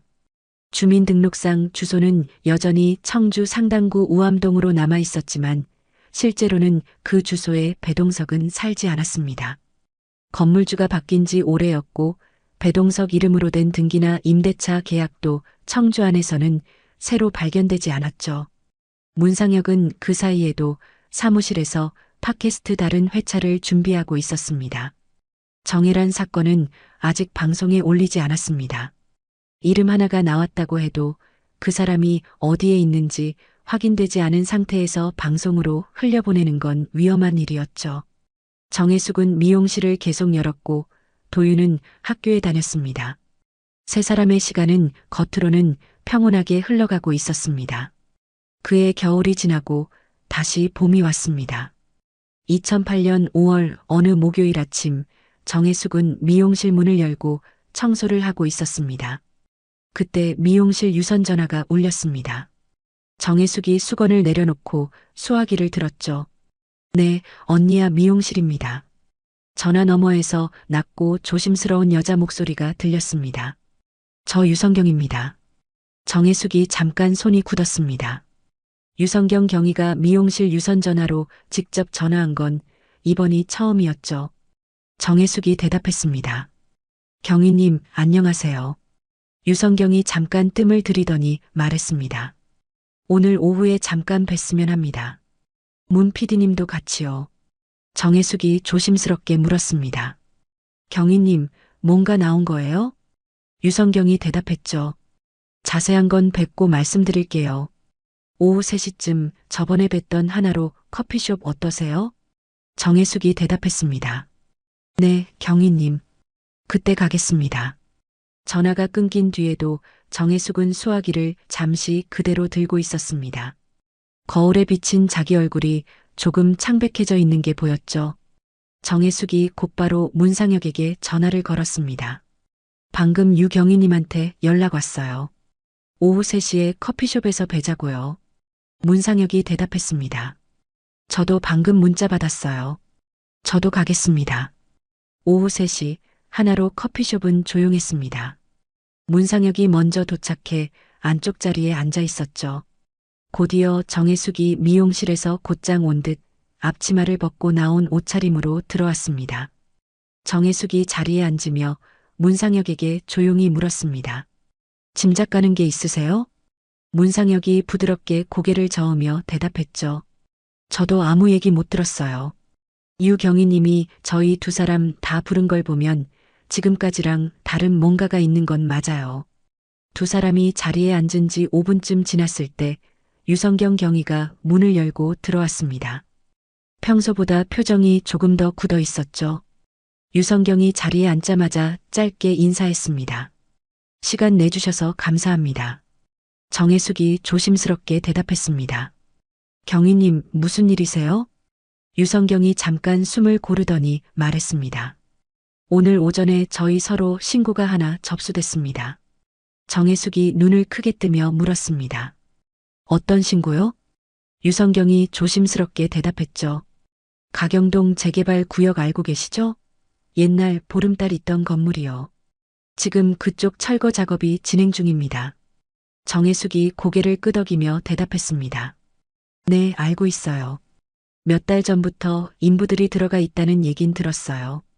유성경이 낮은 목소리로 말했습니다. 오늘 오전 10시쯤이요. 그 건물 2층 인쇄 공장을 철거하던 인부가 뭔가를 발견해서 신고했습니다. 정혜숙이 손을 테이블 위에서 살짝 오므렸습니다. 유성경이 이어 말했습니다. 사무실이랑 창고 사이에 이중으로 세워진 석고보드 벽이 있었어요. 인부가 그 벽을 부수는 과정에서 벽과 벽 사이에 좁은 공간이 하나 있었고 그 안에서 여성 시신 한 구가 발견됐습니다. 정혜숙이 그 자리에서 숨을 짧게 삼켰습니다. 문상혁이 옆에서 조용히 정혜숙 손을 잠깐 잡아 안정시켰죠. 정혜숙이 눈을 감고 낮은 목소리로 물었습니다. 경희님, 우리 언니예요?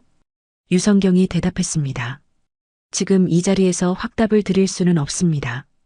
신원 확인은 국과수 부검을 거쳐야 나옵니다. 다만 발견된 정황상 사건 시점하고 장소가 정혜란 씨 실종 사건과 매우 가깝습니다. 정혜숙이 두 손으로 얼굴을 잠깐 감쌌습니다. 한참 뒤에 어렵게 입을 열었습니다. 경희님 4년이나 지났는데 시신이 그대로 있어요? 유성경이 조심스럽게 대답했습니다. 이게 저희도 처음에는 놀랐습니다. 그 벽 사이 공간이 아주 좁은 밀폐 공간이었어요. 사방이 석고보드로 막혀 있었고 위아래로 통풍도 거의 되지 않는 구조였습니다. 문상혁이 조심스럽게 물었습니다. 경위님, 그러면 시신이 어떤 상태였다는 건가요? 유성경이 정혜숙 눈치를 잠깐 살피고 말했습니다. 이 부분은 마음의 준비를 하시고 들어주세요. 정혜숙이 눈물을 훔치며 대답했습니다. 경위님, 얘기해 주세요. 저는 지금까지 4년 기다렸어요. 유성경이 낮은 목소리로 말했습니다. 밀폐된 공간에서 곤충이 접근하지 못하고 통풍도 안 되면요. 시신이 부패보다 오히려 수분이 빠지면서 마르는 상태로 남는 경우가 있습니다. 저희 용어로는 미라화라고 부릅니다. 문상혁이 조용히 물었습니다. 경위님, 그러면 이번 시신도요? 유성경이 대답했습니다. 네. 4년이 지났는데도 백골 상태가 아니었어요. 형태가 상당 부분 남아 있었습니다. 밀폐 공간이 만들어낸 결과입니다. 정혜숙이 조용히 흐느끼기 시작했습니다. 유성경이 잠시 아무 말 없이 정혜숙이 감정을 추스르기를 기다렸죠. 한참 뒤에 유성경이 다시 조심스럽게 입을 열었습니다. 하나만 더 말씀드릴 게 있습니다. 정혜숙이 눈물을 닦으며 물었습니다. 경위님 뭐예요? 유성경이 조심스럽게 대답했습니다. 시신에는 옷이 전혀 남아있지 않았습니다. 신발, 속옷까지 아무것도요. 정혜숙이 눈을 크게 뜨며 물었습니다. 경위님, 그게 무슨 뜻이에요? 유성경이 대답했죠. 저희 판단으로는요, 시신을 이 공간에 넣기 전에 누군가가 옷을 다 벗겨 따로 처리했다는 뜻입니다. 시간이 흘러 옷이 자연스럽게 사라진 게 아니에요. 그 좁은 공간에서 옷이 완전히 없어질 이유가 없습니다. 정혜숙이 다시 두 손으로 얼굴을 감쌌습니다. 문상혁이 옆에서 조용히 물었습니다. 경위님, 소지품은요? 유성경이 대답했습니다. 시신 손목 부근에서 낡은 실반지 하나가 나왔습니다. 오른손 약지에 끼워져 있던 걸로 추정됩니다. 은색이었고 안쪽에 새긴 글씨가 희미하게 남아 있습니다. 정혜숙이 그 말을 듣자마자 눈을 번쩍 떴습니다. 문상혁 쪽을 돌아보며 낮게 말했죠. 그 반지요. 문상혁이 조심스럽게 물었습니다. 뭐 하는 반지예요? 정혜숙이 목이 잠긴 채로 대답했습니다. 그거 제가 언니한테 사준 거예요.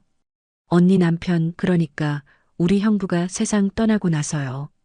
형부 유품 중에 낡은 은수저 세트가 있었는데 그걸 녹여서 반지 하나를 맞췄어요. 유성경이 조용히 종이 한 장을 테이블 위에 올렸습니다. 시신 손목 부근에서 발견된 반지 사진이었죠. 낡고 색이 조금 어두워졌지만 안쪽 색임이 흐릿하게 보였습니다. 정혜숙이 그 사진을 손끝으로 쓸며 낮게 말했습니다. 안쪽에 뭐라고 새겨져 있어요? 유성경이 대답했습니다. 아직 정밀 감식 전이라 확답은 어렵습니다. 그런데 저희 감식 담당이 처음 봤을 때 안쪽에 두 글자가 새겨져 있는 것 같다고 말했습니다. 정혜숙이 그 말을 듣고 눈을 감으며 낮게 말했습니다. 경위님, 그 반지 제가 맞출 때요. 안쪽에 도윤이 이름 새겨달라고 부탁했어요. 언니가 도윤이 이름 보고 울었어요.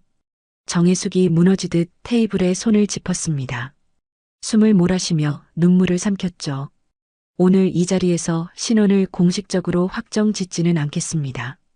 부검 결과가 나오면 정식으로 다시 연락드리겠습니다. 다만 저희 쪽에서 볼 때 지금 정황은 언니분일 가능성이 높습니다. 정혜숙이 물을 한 모금 마시고 어렵게 대답했습니다. 경위님, 알겠어요. 감사해요. 문상혁이 잠시 뒤에 조심스럽게 물었습니다. 경위님, 그 벽 안에 시신을 넣으려면요.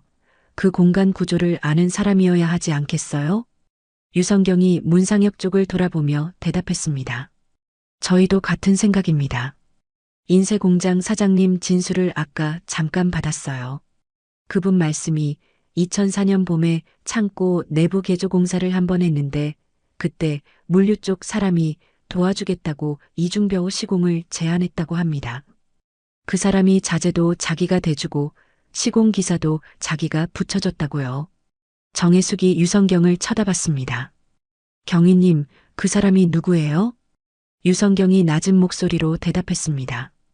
인쇄공장 사장님이 이름은 정확히 기억을 못하고요. 다만 우암동 대동물류에서 왔던 사람이라고 진술했습니다. 정혜숙이 그 말을 듣고 잠깐 눈을 감았습니다. 숨을 크게 한번 들이쉬고 조용히 입을 열었습니다. 경위님, 그럼 이제 어떻게 되는 거예요? 유성경이 대답했습니다. 오늘 이후로 저희는 실종 사건이 아니라 강력 사건으로 재편성해서 수사할 예정입니다. 배동석에 대한 소재 파악도 이제는 정식 수사 대상으로 올라갑니다. 문 PD님이 넘겨주신 자료가 지금 시점에서 큰 역할을 하게 됐어요. 문상혁이 조용히 대답했습니다. 경위님, 저는 이제 뒤로 물러나 있겠습니다. 나머지는 경위님이 하실 일입니다. 유성경이 문상혁을 잠깐 봤습니다. 4년 동안 아무도 안 움직인 사건에 이름 하나 붙여주셨어요. 저도 그 무게 잊지 않겠습니다. 세 사람은 잠시 아무 말도 하지 못했습니다. 커피숍 창밖으로 오후 햇살이 서서히 기울기 시작했죠. 정혜숙이 한참 뒤에 조용히 입을 열었습니다. 경위님, 부탁이 하나 있어요. 유성경이 대답했습니다. 말씀하세요, 혜숙 씨. 정혜숙이 반지 사진을 조심스럽게 유성경 쪽으로 밀며 말했습니다. 경위님, 이 반지요. 감식 다 끝나고 나서 저희 도윤이한테 돌려주세요. 언니 유품 중에 유일하게 남는 거예요. 언니가 도윤이 결혼할 때 그 여자한테 주고 싶다고 저한테 말한 적 있어요. 유성경이 잠깐 사진을 내려다봤습니다. 그러고는 조용히 고개를 끄덕이며 대답했죠. 절차 마무리되는 대로 유족께 반드시 돌려드리겠습니다. 그 부분은 제가 개인적으로 챙기겠습니다. 정혜숙이 눈물을 닦으며 조용히 대답했습니다. 경위님, 고맙습니다. 세 사람은 커피숍을 나왔습니다. 유성경, 경위가 먼저 서로 돌아갔고 문상혁과 정혜숙은 잠시 커피숍 앞에 서 있었습니다. 정혜숙이 낮은 목소리로 말했습니다. 오늘 도윤이한테는 아직 말 안 할 거예요. 부검 결과 나오고 확실해지면 그때 얘기하려고요. 문상혁이 부드럽게 대답했습니다. 그게 맞으실 것 같아요. 도윤이한테는 준비되신 다음에 천천히 말씀하세요. 정혜숙이 하늘을 잠깐 올려다봤습니다. 청주의 봄 하늘이 유난히 맑았죠. 정혜숙이 조용히 혼잣말처럼 말했습니다. 언니 4년 만이야. 4년 만에 언니 돌아왔어. 문상혁이 아무 말 없이 정혜숙 옆에 잠깐 서 있어 주었습니다. 커피숍 유리창 안쪽 테이블 위에는 유성경이 놓고 간 자료 봉투가 사라지고 없었습니다. 이제 그 봉투는 흥덕 경찰서 강력계로 옮겨가는 중이었습니다. 부검 결과가 정식으로 나온 건 시신 발견 열흘 뒤였습니다. 신원은 정혜란으로 확정됐습니다.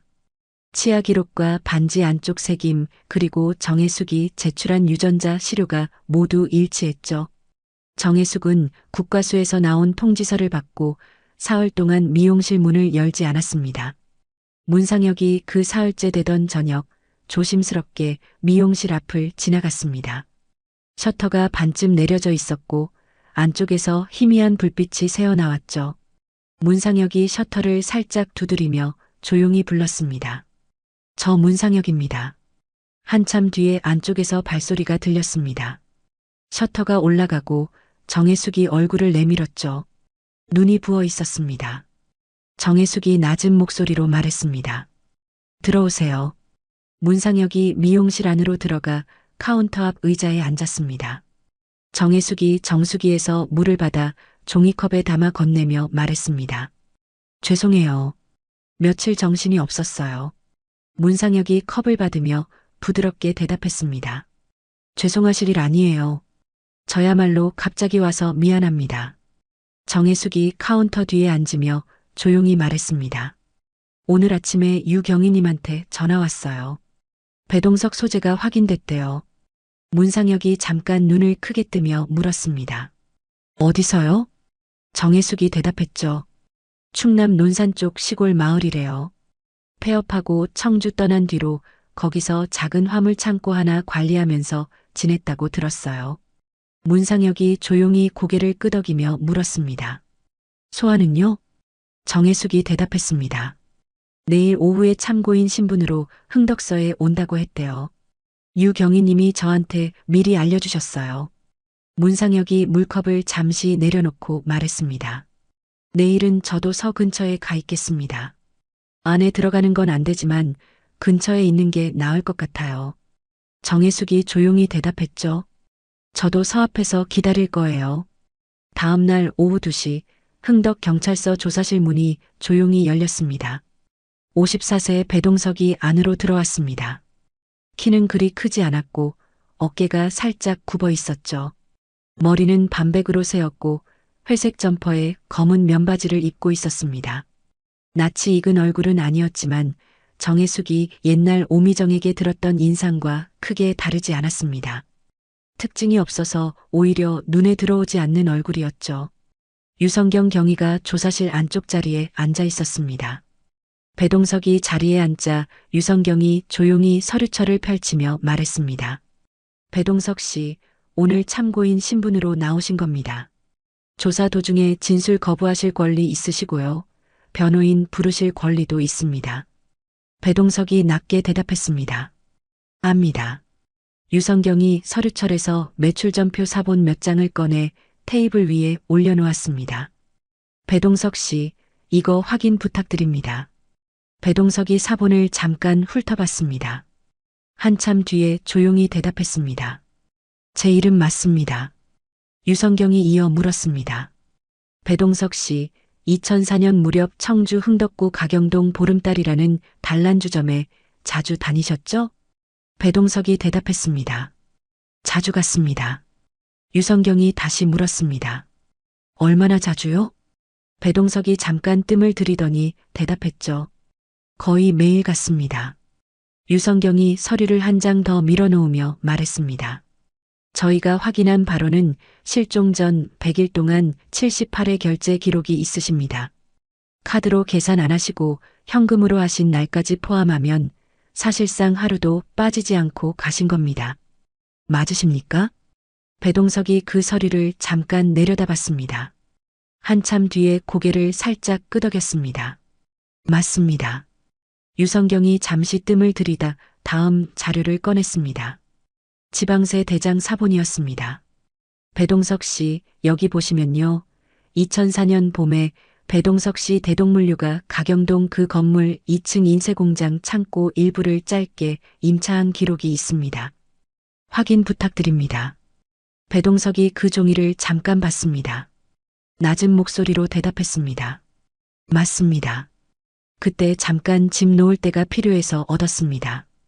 유성경이 물었습니다. 창고 안쪽 구조도 잘 아셨겠네요? 배동석이 대답했습니다. 집 몇 번 옮기면서 봤습니다. 유성경이 조심스럽게 물었습니다. 그해 봄에 인쇄공장 사장님한테 창고 내부 개조 도와주겠다고 제안하신 적 있으세요? 배동석이 잠깐 굳었습니다. 대답이 늦어졌죠. 제안한 적 있습니다. 유성경이 물었습니다. 어떤 제안이셨어요? 배동석이 대답했습니다.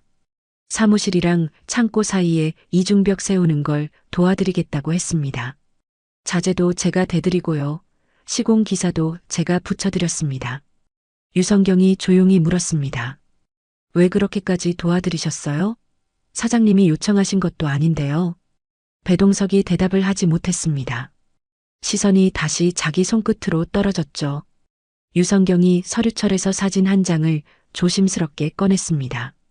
인쇄공장 2층 벽 사이 공간을 촬영한 사진이었습니다. 그 사진을 배동석 앞에 조용히 밀어놓았죠. 여기 보시죠. 지난달에 재개발 철거 과정에서 이 공간이 열렸습니다. 이 안에서 정혜란 씨가 나왔습니다. 배동석이 그 사진을 잠깐 봤습니다. 그러고는 얼굴을 두 손으로 감쌌습니다. 한참 동안 그 자세로 있었습니다. 유성경이 서두르지 않았습니다.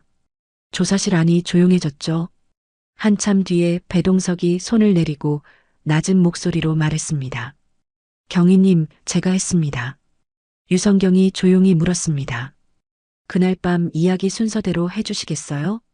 배동석이 눈을 감고 천천히 입을 열었습니다. 그날 밤에도 저는 그 소파에 앉아 있었습니다. 그 사람이 저를 한 번도 안 봤어요. 3시간 동안 저는 그 사람이 저를 한 번만 봐주기를 기다렸습니다. 근데 안 봤어요. 배동석이 잠시 숨을 골랐습니다. 새벽 1시 20분에 사장님이 먼저 나가셨고요. 미정 씨도 나갔고요. 가게 안에 저랑 그 사람만 남았어요. 그런데도 그 사람은 저한테 말 한마디 안 붙였습니다. 카운터 뒤에서 잠만 정리하고 있었어요. 유성경이 조용히 물었습니다. 그 다음은요? 배동석이 대답했습니다. 새벽 2시가 조금 넘어서 그 사람이 뒷문으로 나가려고 했습니다. 저는 자리에서 일어났습니다. 뒷문 골목까지 따라갔습니다. 유성경이 물었습니다. 거기서 뭐라고 하셨어요? 배동석이 낮은 목소리로 대답했습니다. 저는 그 사람한테 처음이자 마지막으로 물었습니다. 진천 가시는 게 사실이냐고요. 그 사람이 저를 놀란 얼굴로 봤어요. 그러고는 이렇게 말했습니다. 손님, 저는 손님 인생에 있는 사람이 아니에요. 배동석이 그 문장을 말하고 잠시 눈을 감았습니다. 경위님, 그 말을 듣는 순간에요. 제 안에서 뭐가 뚝 끊어졌습니다. 유성경이 조용히 기다렸습니다. 배동석이 손을 잠깐 떨며 이어 말했습니다. 경위님, 저는 그 사람 팔을 잡았습니다. 그 사람이 소리를 지르려고 했어요. 저는 놀라서 그 사람 목을 잡았습니다. 그때 무슨 생각이었냐고 물어보시면요. 저는 지금도 설명할 자신이 없습니다. 유성경이 조심스럽게 물었습니다. 그 다음은요? 배동석이 눈을 감은 채로 대답했습니다. 경위님, 그 사람이 제 손 안에서 조용해졌을 때요. 저는 그 자리에서 한참을 서 있었습니다. 그러다 이런 생각이 들었습니다. 이걸 여기 두면 아침에 발견된다. 유성경이 물었습니다. 그래서 어떻게 하셨어요? 배동석이 대답했습니다. 경위님, 제 트럭이 골목 반대편에 세워져 있었습니다. 그 사람을 트럭 뒷자리에 옮겨 실었습니다. 그리고요, 인쇄공장 창고 열쇠가 저한테 있었어요. 낮에 개조공사 도와주면서 사장님이 여분으로 하나 맡겨둔 게 있었거든요. 유성경이 물었습니다. 창고 안 이중벽 사이 공간, 그때 이미 알고 계셨죠? 배동석이 낮은 목소리로 대답했습니다. 알고 있었습니다. 제가 시공할 때 그 틈을 어디에 남겨둘지 정한 사람이 저였습니다. 유성경이 잠시 침묵했습니다.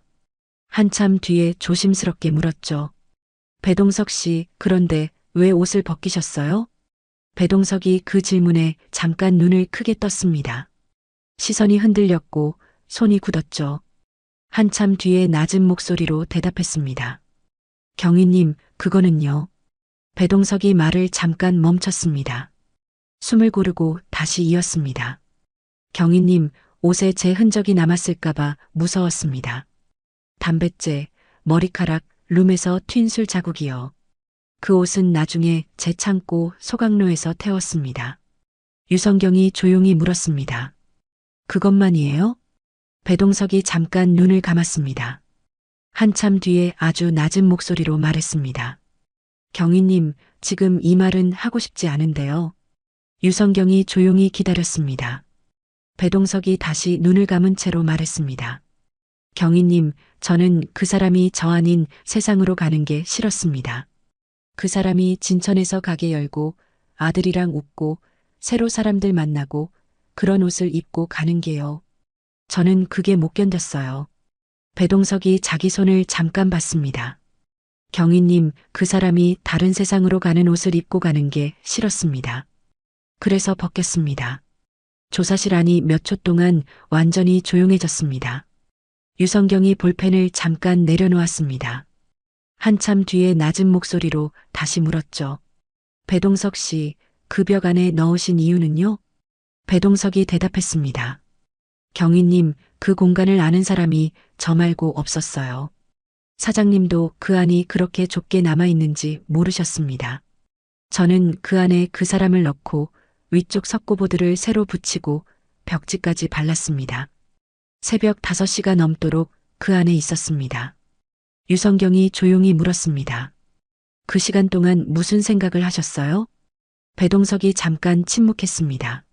낮은 목소리로 대답했죠. 경희님, 저는 그때요. 이 사람이 이제 어디도 안 가겠구나. 그 생각을 했습니다. 유성경이 볼펜을 잠시 내려놓았습니다.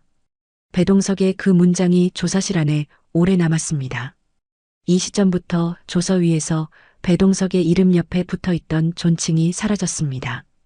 유성경이 조서를 정리하며 마지막으로 물었습니다. 배동석, 지금 진술한 내용 모두 사실입니까? 배동석이 눈을 뜨고 조용히 대답했습니다. 사실입니다. 유성경이 서류를 덮으며 말했습니다. 배동석, 지금부터 신분이 참고인에서 피의자로 전환됩니다. 살인 및 사체 은닉 혐의로 긴급 체포합니다. 배동석은 별다른 저항 없이 자리에서 일어났습니다. 조사실을 나가면서 그는 뒤를 한 번도 돌아보지 않았습니다. 같은 시각 흥덕경찰서 정문 앞 벤치에는 정혜숙과 문상혁이 앉아 있었습니다. 정혜숙이 자판기 커피를 두 손으로 감싸 쥔 채 조용히 말했습니다. 안에서 지금 뭐라고 하고 있을까요? 문상혁이 대답했습니다. 저희가 다 알 수는 없어요. 근데 유경희님이 잘 모르시고 계실 겁니다. 정혜숙이 낮은 목소리로 말했습니다. 저는요, 그 사람이 우리 언니한테 뭘 그렇게까지 원했는지 그게 제일 궁금해요. 문상혁이 조용히 대답했습니다. 그 답은 어쩌면 그 사람도 스스로 모를지도 몰라요. 경찰서 정문에서 조금 뒤에 배동석이 유성경 경위와 다른 형사 2명 사이에서 나왔습니다. 수갑은 앞으로 채워져 있었고 얼굴은 아래로 숙여져 있었죠. 정혜숙이 벤치에서 일어섰습니다. 그 자리에서 몇 걸음 앞으로 나갔습니다. 배동석이 정혜숙 앞을 지나갔습니다. 정혜숙이 낮은 목소리로 한마디를 던졌습니다. 우리 언니가 손님한테 뭘 잘못했어요? 배동석이 잠깐 걸음을 멈췄습니다. 고개를 들지 않은 채로 아주 낮은 목소리로 대답했습니다. 잘못한 거 없습니다. 그러고는 다시 걸어갔습니다. 호송차 문이 닫혔고 차가 서 밖으로 빠져나갔죠. 정혜숙이 그 자리에서 오래 서 있었습니다. 언니 잘못한 거 하나도 없었대. 청주 흥덕경찰서 앞 아스팔트 위로 늦은 봄 햇살이 길게 늘어져 있었습니다. 재판은 2009년 봄에 시작됐습니다. 배동석은 살인과 사체 은닉 혐의로 기소됐습니다. 첫 공판에서 배동석은 조사 때 진술한 내용을 그대로 유지했습니다. 변호인은 우발성을 주장했지만 검찰은 사후 처리 과정 전체를 근거로 다르게 봤습니다. 시신에서 옷을 벗겨 태우고 이중벽 안쪽에 넣고 위에 새 벽지를 발라 마감한 그 과정은 검찰이 보기에 우발적인 사람의 행동이 아니었습니다. 정혜숙은 매 공판에 빠지지 않고 나갔습니다. 문상혁도 방청석 뒷줄에 조용히 앉아 있었죠. 세 번째 공판이 있던 날 배동석이 최후 진술 기회를 얻었습니다. 법정안이 조용해졌고 배동석이 자리에서 천천히 일어났습니다. 낮은 목소리로 그가 입을 열었습니다. 판사님, 저는 그 사람 인생에 있던 사람이 아니었습니다. 법정안 사람들이 그 말에 잠깐 숨을 죽였습니다. 배동석이 잠시 눈을 감고 다시 이었습니다.